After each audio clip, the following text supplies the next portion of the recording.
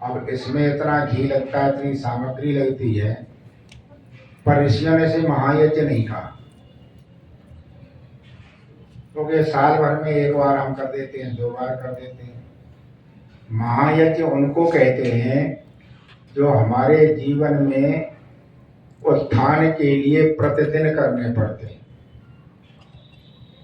रोज करने पड़ते हैं, उन्हें महायज्ञ कहते हैं, जो हमें महान बनाने के लिए होते हैं। उनमें 5 यज्ञ ऋषियों ने बताए हैं। मनु महाराज ने कह दिया है, पंचेतान महायज्ञान यथा शक्तिम न हापये। 5 महान यज्ञों को यथाशक्ति छोड़े नहीं। क्यों नहीं छोड़े? क्योंकि हमारे आत्म विकास के लिए है ये, और जो आत्मोद्धार के लिए वो छोड़ने वाली चीज होती नहीं। उनमें सबसे पहले जिसे महायज्ञ कहा गया, रोज करने का है, वो क्या है? ब्रह्म यज्ञ। ब्रह्म यज्ञ इसलिए कहते हैं कि वो परमात्मा की उपासना के लिए है। सवेरे जल्दी उठो और जल्दी उठने के बाद में हाथ मुंह धोकर के उस ईश्वर का ध्यान करो। ईश्वर का ध्यान क्यों करें? देखो, दुनिया में 3 चीजें हैं, एक ईश्वर है, एक जीव है, एक प्रकृति है। प्रकृति अपने में जड़ है और पूर्ण है। पूर्ण किसमें है? जड़ता। अब ये खंबा है, इसे तो कोई आवश्यकता है नहीं,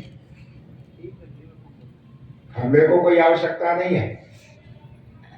प्रकृति कोई भी चीज जो जड़ है वो अपनी जड़ता में पूर्ण है, उसे कोई आवश्यकता नहीं। दूसरा है परमात्मा, वो भी अपने में पूर्ण है। वो किसमें पूर्ण है? वो अपने ज्ञान में पूर्ण है, आनंद में पूर्ण है, उसे भी कोई आवश्यकता नहीं है। तीसरा रह गया जीव, इसे आवश्यकता है। तो बिना प्रकृति की सहायता के जीव संसार में कुछ नहीं कर सकता। हमारे जो भी कर्म हैं पुराने, उनके भोग के लिए संसार में परमात्मा ने संसार बनाया।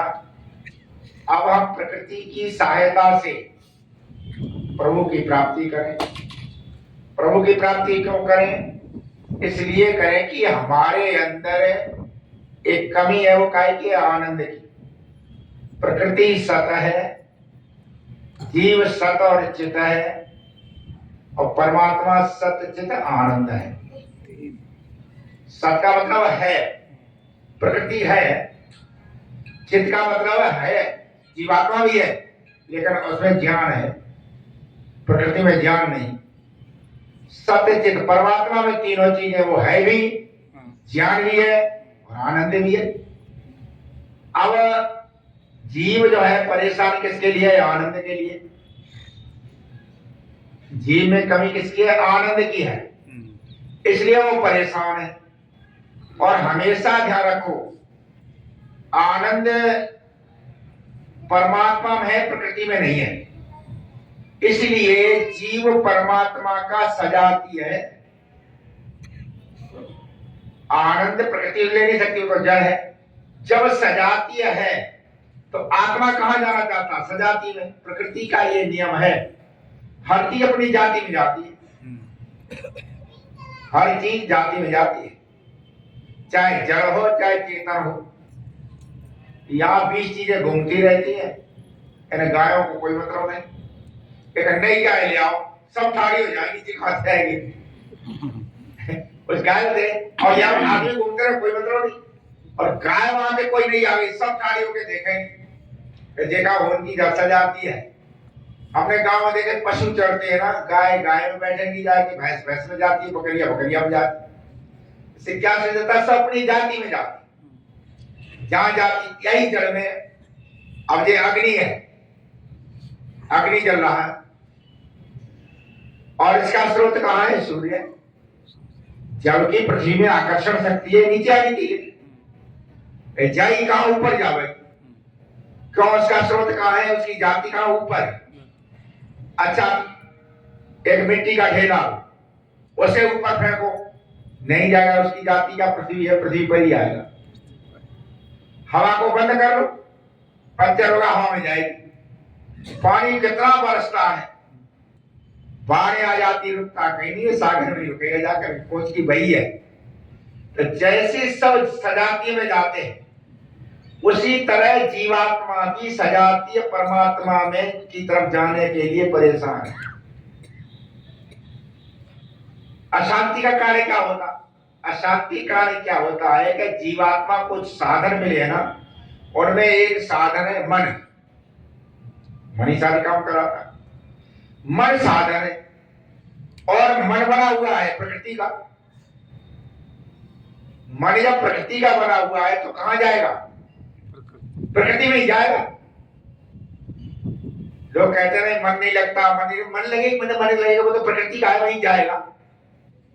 इसलिए लोगों ने मनोरंजन के साधन बहुत कर रखे, घर से लेकर बाहर तक टीवी लो, ये लो, मोबाइल लो, मंदिरों में गए, बिहारी जी पे गए, खाटू श्याम गए, कथाएं सुनी, नाचे गाए, ये सब मनोरंजन है।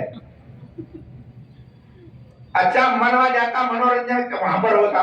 अच्छा, आत्मा का वहां कुछ है नहीं, आत्मा का वहां कुछ है नहीं। वहां पर तो नाच आए, गाय आए, ये करे आए, वो करे, आत्मा का तो कुछ है नहीं। जब आत्मा का नहीं है तो आत्मा किधर खींचता? आत्मा खींचता परमात्मा की तरफ, उधर मन जाने नहीं देता। बस इस खींचातानी का नाम अशांति है। इसी खींचातानी ने कहा क्या अशांति है? तो वहां भागा फिर भी शांत नहीं, और हरिद्वार चलो फिर भी शांत नहीं, वैष्णो देवी चले जाओ वहां भी शांत नहीं। कारण क्या है? मन लेकर के भागता है, आत्मा का तो कुछ मिलता नहीं है ना, अशांत तो आत्मा है। और इसी का नाम क्या है? खींचातानी। क्षण भंगुर जीवन होता है, क्षण भंगुर जीवन होता है, फिर क्यों खींचातानी। और कितने दिन बचपन रहता है, कितनी रोज जवानी, कितना बचपन के खींचातानी में सारा निकल जाता है। अब विवेकी क्या करता है? विवेकी जानता, विवेकी वो होता है जो सब चीज को अलग अलग देख लेता है। वो जड़ को जड़ मानता है, चेतन को चेतन मानता है, वो विवेकी है। जब विवेकी है, वो जानता है यहाँ नहीं है, हमें जाना वहां है, तो संसार में चक्कर नहीं लगाता। फिर वो कहा क्या करता है? वो फिर प्रभु की तरफ जाना शुरू करता। वो कब जाएगा? जब सत्संग करे। इसलिए सवेरे शाम को बैठना अत्यावश्यक है। जो नहीं बैठेगा वो प्रभु की तरफ जाएगा नहीं, जाएगा नहीं तो शांति रहेगी। इसलिए ऋषियों ने इसे महायज्ञ कह दिया। आप सब भी अपने मानव जीवन को सफल करना चाहते हैं तो फिर क्या है? सवेरे शाम को बैठो। सवेरे बैठिए, शाम को बैठिए, चाहे 10 मिनट बैठो, चाहे 15 मिनट, बैठना जरूर है। बैठने से होता क्या है? बैठने से निश्चित रूप से जब हम बैठना शुरू कर देते हैं, एक सज्जन कह रहे बैठे ही तब ज्यादा गड़बड़ होती है। क्या गड़बड़ होती? सारे चिंतन तभी आते जब बैठते। मेरे को तो आएंगे। आप बैठिए, आप बैठेंगे, सारे चिंतन तभी आएंगे, दुकान के, मकान के, सब तभी आते, उसी समय आते। कारण क्या है? मन फ्री होता, वो खेच खेच कर प्रकृति में ले जाता, लगातार देता। इसको संघर्ष में, इसको हराने के लिए, मन को दबाने के लिए पूरे संघर्ष करने पड़ते, ऐसे ही निकलता। यह पूरा पराक्रम दिखाता है। कौरव पांडवों की लड़ाई देखी ना, कौरवों ने सहज हथियार नहीं डाले, उसी तरह ये मन भी सहज हथियार नहीं डालता। इसे बस में करने के लिए हमेशा युद्ध करना पड़ता।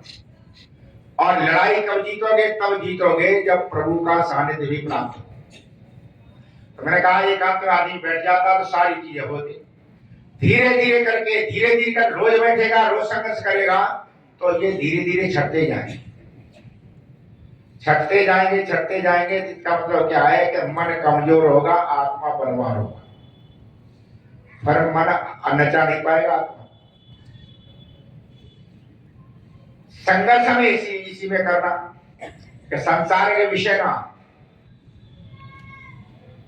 एक गुरु जी रहते थे उनके आश्रम में, तो शिष्य ने कहा कि गुरुजी, परमात्मा का ध्यान नहीं होता, समाधि कैसे? उन्होंने कहा मैं तरीका बताता हूं, हो जाएगी समाधि। उन्हें व्यवहारिक रूप से बताना था। उन्होंने कहा ये गाय इतनी पली हुई है, इनकी रखवाली कर, और जब सब गाय बैठ जाए तो समझ लेना तब तेरा ध्यान लग जाएगा। सब बैठ जानी चाहिए। ये तो कोई ऐसी बड़ी बात नहीं है। अब जागने लग गया, 9 बजे, 10 बजे, 11 बजे, 12 बजे, सब गाय बैठ गई, एक नालायक बछड़ा नहीं बैठे। वो बैठे ही ना। अब थोड़ी देर में देखता देखता देखता देखता नींद भी आ रही, कहते ये नालायक और बैठ जाता, भाई सिद्धि हो जाता, ये नहीं बैठता। और धीरे धीरे करके क्रोध चढ़ा। क्रोध चढ़ा तो काफी तो हिलाने के बाद में अंत में गुस्सा में आके वो धीरे से घुसा और जबरदस्ती में बैठा। और जब जबरदस्ती बैठाला वे सब खड़े हो गए। ये सब खड़े हो गए, पूरी गौशाला खड़ी हुई मर गई तो सब खड़े हो गए। ध्यान रखो, ये मन बच रहा है, चाहे जबरदस्ती बैठा लोगे तो सब सारी इंद्रियां हो जाएगी। ध्यान रखो, ऐसे तसल्ली से, जबरदस्ती नहीं। जबरदस्ती करोगे सब खड़े हो जाओगे। ऐसे कहते हैं हटियो घटियो करने वाले पे मारे जाते पत्थर ना, जबरदस्ती नहीं। कैसे करना है? बड़े प्यार से वो बैठ जाएगा, सब कुछ से प्यार से लेना है। जबरदस्ती करी ना तो सबके सब खड़े हो जाएंगे। जीवन में यही तो है कि हमें बड़े प्यार से लेना पड़े। तो मन जो है, जब एकांत में जाते हैं बैठते हैं तो मन सारी तो मन मुनीम है, तो सारी फाइलें खोल के रखता, फाइल खोल के रखता है। उसमें तुम देख लो कितनी हानि और कितनी लाभ है। ध्यान रखना, जैसे दुकानदार सवेरे शाम को बैठ करके अपनी दुकान का पूरा हिसाब लगा लेता, आज कितनी बिक्री हुई, कितना माल हमारे पास शेष है, कितना रह गया वो लाना है। और जो सवेरे शाम को बैठ करके पूरा हिसाब नहीं लगाता है ना, जो दुकानदार, और अंधाधुंध बेचना, अंधाधुंध खर्च करना, उनके दिवाला निकल जाता। उनके दिवाला तो हिसाब ही नहीं रखा, उसका दिवाला निकलेगा। उसे आमदनी दिखाई देती है, दिखाई नहीं देता कितना माल बिक गया हमारा, और ये का अंधाधुंध खर्च करता रहा, तो वो पैसा देख खर्च कर रहा है, ये नहीं कर रहा कितना आए भाई कितने। तो जिस प्रकार से रोज दुकानदार सवेरे शाम को बैठ करके अपनी दुकान का सही हिसाब लगा लेता है, और फिर उसमें से इतना लाभ हुआ है वो लगातार बढ़ता रहता है। और जो ऐसा हिसाब नहीं लगाता है उसका दिवाला निकल जाता है। यही हमारा है, सवेरे शाम को बैठो, पूरे दिन का हिसाब लगाओ। आज हमारे अंदर कितनी अच्छाइयां है, कितनी बुराइयां आ गई, हमने कितने हानि है अपनी दूर कर दी, कितना हमने लाभ कर दिया। इसलिए सवेरे शाम बैठना जरूरी है। जो सवेरे शाम नहीं बैठते हैं ना, भौतिक दिवाला, उनका आध्यात्मिक दिवाला निकल जाता, और आध्यात्मिक दिवाला निकल गया तो आत्मबल तो कम हो जाएगा, और आत्मबल कम हुआ तो मन हावी हो जाता है, इंद्रियां हावी हो जाती, और मन इंद्रियां हावी हो गई तो समझो फिर बर्बादी बर्बादी है। नित्य प्रति जो बैठते हैं, आप देखो ना, महाभारत का युद्ध चल रहा है, शाम हो गई है, युद्ध कोई सामान्य चीज तो होती नहीं, कितने मरे कितने जी, शाम होते ही युद्ध बंद है, और संध्या करने बैठे। भगवान कृष्ण के जीवन को देखो, जा रहे हस्तिनापुर से द्वारिका, रास्ते में सूर्य छिप गया है, एकांना रथ रोको, अब संध्या का समय है, बैठ करके ध्यान करने का समय। ये लोग उस समय भी ध्यान नहीं छोड़ते।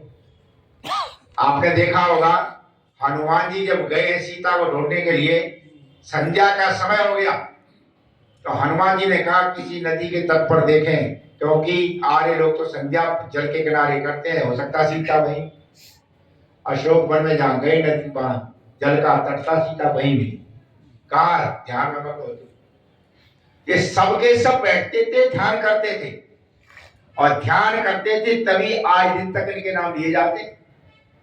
और जो ध्यान नहीं करता, बैठता नहीं, ब्रह्मयज्ञ करता नहीं है, ये ध्यान रखना, उनके दीवाला निकल जाते हैं। और दीवाला निकलने पर क्या होता है? जिसका दिवाला निकल जाता है ना, सरकार भी अपनी सुविधा वापस ले ले। आपने चुनाव लड़ा है ना, उसमें भी तो कॉलम आता है ना, दिवालिया ना क्या था, पागल और दिवालिया ना, वो दिवालिया है तो चुनाव नहीं लड़ सकता, दिवालिया है तो चुनाव नहीं लड़ सकता। अच्छा, ये पशु पक्षी ये दिवालिया तो नहीं, ये दिवालिया है। अच्छा, इनके पास वाणी है नहीं है, घर नहीं, मकान नहीं, वाणी नहीं, हाथ नहीं, सब तो छिन गए, खुर रह गए, उससे क्या करेंगे? वाणी से मुंह है, क्या करेंगे? चिल्ला लो बस, और कुछ बात नहीं बात। तो ये क्या, ये दिवालिया है। ऐसे दिवालिया हम भी ना हो जाए।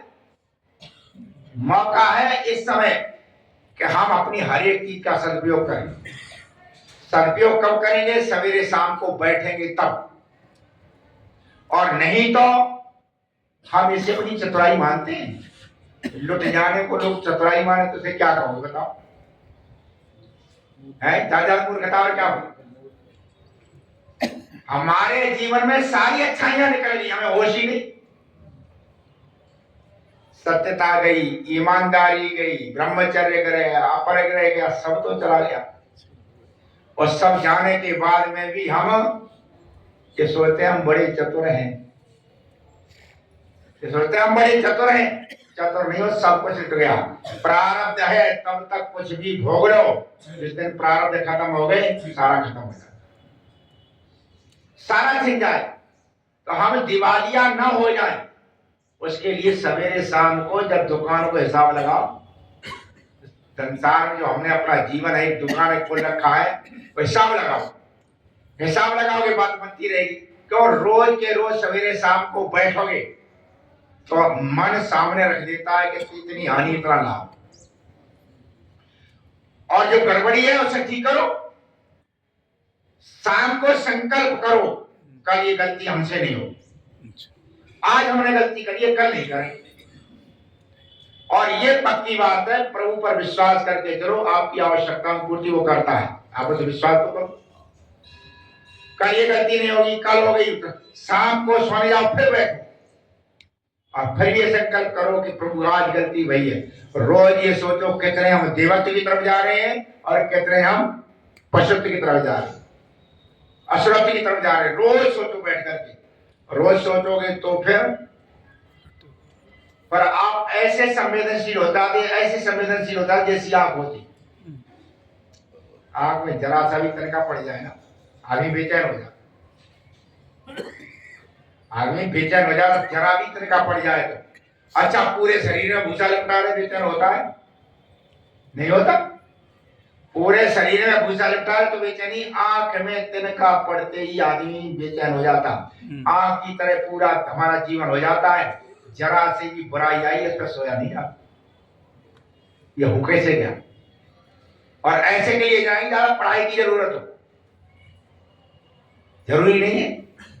वैसे गांव में एक सज्जन थे, बड़े भले आदमी,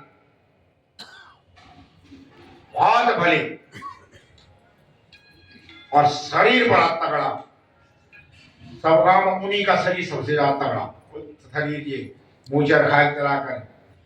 तो अब जब इतना सारा शरीर तगड़ा, तो बालकों ने राक्षस कहने लगे, और ये तो राक्षस है, ये तो राक्षस है, कोई राक्षस है, उन्हें पता नहीं हमें राक्षस कहते। अब गांव में जा रहे होंगे, तो जा रहे तो अब तो शौचालय बन गए, पहले बहन बेटियां तो बाहर जाती, तो जा रही होंगी माँ बहन बेटी, तो ये बहन इधर से क्या तो राक्षस बाहर हो, इधर तो राक्षस बाहर हो। उन्हें के कान पड़ गई बात, बड़े गमगीन बैठ गए। बाल बेटी लाला पता लगाएगी, लावा इसी हमें क्या दिक्कत आएगी जो हमें राक्षस कहते हैं। अच्छा, दूसरा आदमी लड़ बैठता है ना, दूसरा राक्षस के लड़ बैठता, लड़ा नहीं, लाला पता लगाए कि आओ जी बहन जी बेटियां जा रही है, कोई राक्षस पाई ऐसी मुंह खाती क्यों, ऐसी आई हमें राक्षस कह रहे। बालकन ने कही कि बाबा राक्षस राक्षस तो कहूँ, तुम्हें कह दी कोई चीज नहीं, शरीर देख के कहे, शरीर तुम्हारा तरफ तगड़ा है तो राक्षस आए रहो, तो कोई बात नहीं तो कोई बात नहीं, तो कहने दो शरीर को, मैं समझाता हूँ कोई गड़बड़ी है, ये क्या आत्मचिंतन है? यानी कोई जरा भी उंगली उठा देना, उंगली उठा दे तो उसी में गुना था, उठ कैसे गई? ये कौन आदमी करता है? जो आत्मचिंतन करता है, 24 घंटे सोता करता है। जो आत्म मन क्या कर रहा है, क्या नहीं कर रहा है, कहाँ जा रहा है, क्या नहीं जा रहा है, मन की नहीं मानता, वो किसकी मानता? आत्मा की मानता। और जो ऐसा करता है मन की मान लेता, उसकी दुर्दशा होती। हम कालवा में रहते थे, एक सन्यासी थे योगान में। अब वो सन्यासी तो बन ही गया था, लेकिन अब सन्यासी चीजें थी ना, गाली गलौज कर दे, क्रोध करे, सब चीज करे। अब कुछ भी कह दे, बोलने में कोई नियंत्रण है, कुछ भी कह दे। वहां कालवा के आसपास सब क्षेत्र पूरा जाटों का था, और वो भी महाराज जाति थे। वो चले गए, 3-4 महीने बाद आए कहीं थे। अब गांव के तुम जानते खेती करते, उन्होंने कि वो एक योगानंद था, वो पता नहीं मर गया है, कहाँ है, दिखाई नहीं देता, और ये पीछे से आ रहा। वो तो जाटों से तो पिट जाते, कहते थारा जवाई अब यही है। बोले ये जा रहे पीट देंगे तो तू खाना बकवास करोगे तो मैं कहूँ मैं तो हूँ, ऐसे कैसे पिट जाऊँ? मतलब कोई जवाब नहीं, कुछ भी कह दे। मैंने कहा तुम स्वामी जी है ना, तेरा बोलते पिट जाओ किसी दिन। अच्छा, बस पे जा रहे, अब बस में टेम्पो में टक्कर हो गई। आचार्य ने कहा तुम रोहतक चले जाओ, ऐसे करना, और मैंने कहा तू चला जा, तू क्या नियंत्रण तब भी रखेगा। अब बस पे उतरे, बस टकराई, टेम्पो टकराई, बस टकराएगी, अब तो का लेना देना, टकरा जाने। अभी आप